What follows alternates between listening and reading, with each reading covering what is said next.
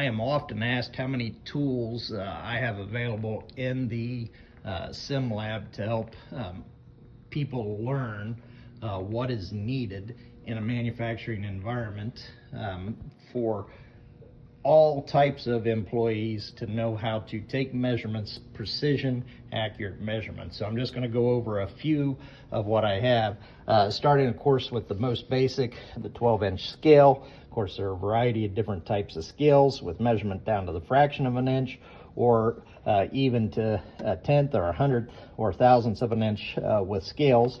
We have the most versatile of all the measuring tools, which is the caliper. And this happens to be a 0 to 6 inch caliper. That's very good for doing inside, outside, and depth measurements.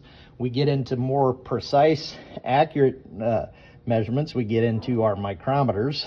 This is an 0 to 1 micrometer, but here we have a 0 to 6 inch micrometer set that would be capable of measuring down to the tenth thousandths of an inch, so that's down to 4 decimal places on our measuring capabilities. I've got some telescoping gauges here for taking inside diameter measurements. We have what's referred to as our gauge blocks or Joe blocks. We have our depth mic. We've got feeler gauges. We've got radius gauges. We've got thread pitch gauges. We have our ability to take beveled type angular measurements with these tools. We've got pin gauges here, so we've got our machinist squares, 1, 2, 3 blocks.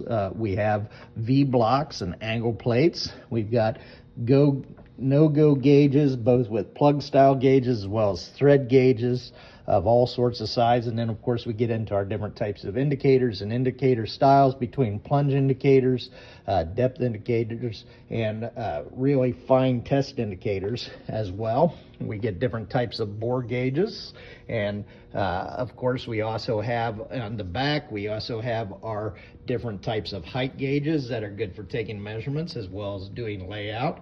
One of the most important of our measuring tools, of course, is our surface plates here as well. And then we can also use our surface finish gauges here to do a comparison on different types of surface finishes if we need to take surface finish measurements.